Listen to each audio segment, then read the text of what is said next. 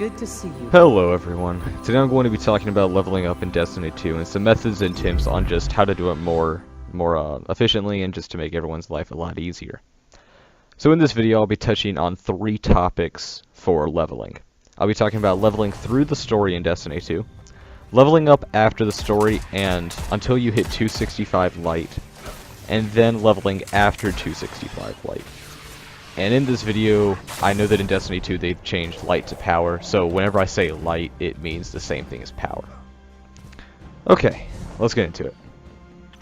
So leveling through the story is quite easy, and it's not grind intensive at all. So while leveling through the story, the things you want to do are you want to use engrams that you get from enemies, you want to buy gear off vendors if it's higher, and also if you do have enough glimmer to do so.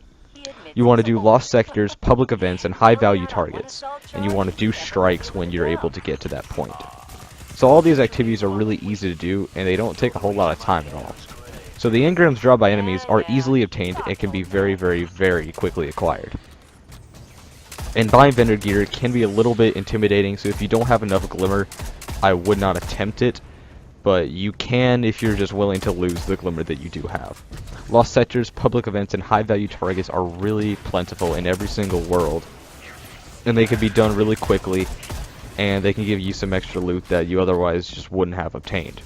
And strikes are very important in the leveling process, and they're a very good source of gear. They can give you engrams, both legendary and exotic, and they can drop really high level regular gear.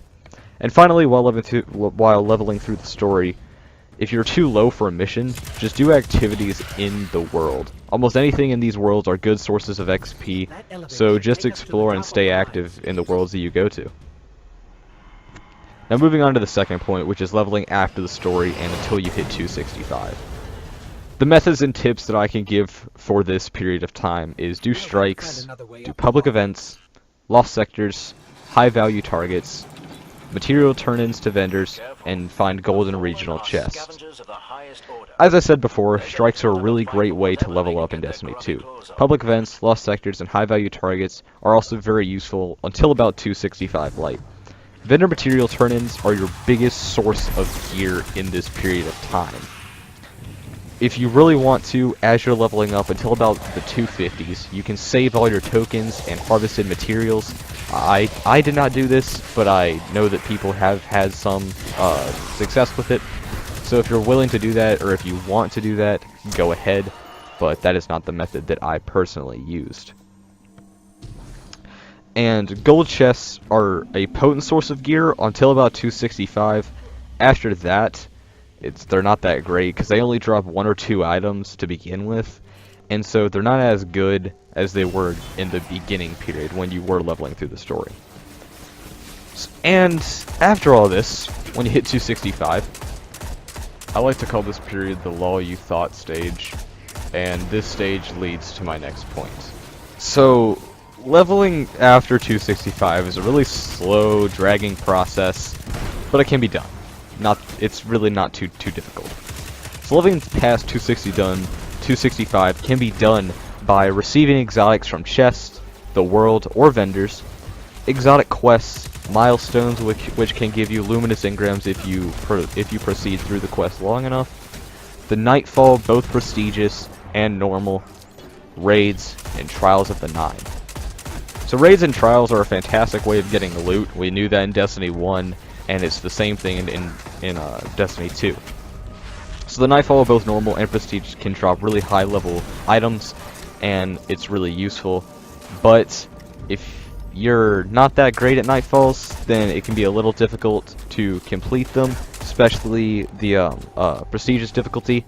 But if you have a good fire team and you're willing to spend some time on them and try if you do fail, then they're perfect, and I would suggest doing them 100%.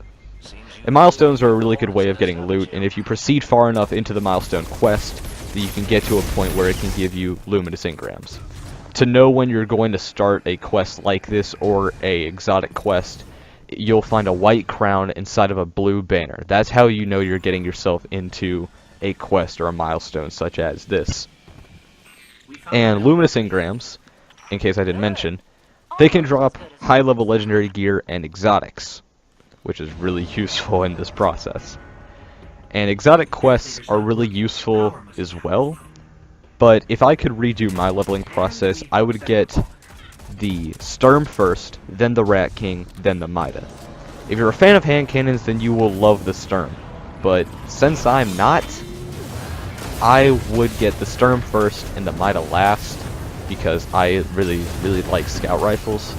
So I got stuck in a really weird process because I didn't do this. So don't make the same mistake as me. If you like hand cannons, go for the Sturm last and get the Mida first. That way the Sturm will be higher than your Mida. But if you don't want to do that, if you like scout rifles like I do, then get the Mida last and the Sturm first. So, after touching on all these points, hopefully I've helped some of you guys out. I know that Destiny 2 just came out, and people have been grinding really hard on there, people as myself. So, I'm 280 light at the point of making this video, so I have some experience underneath my belt. So, hopefully this video did help some of you guys out. If it did, please leave a like, comment, subscribe, and share the video around to help out your friends. So, hopefully everyone enjoyed. I'll talk to you guys in the next video. Peace.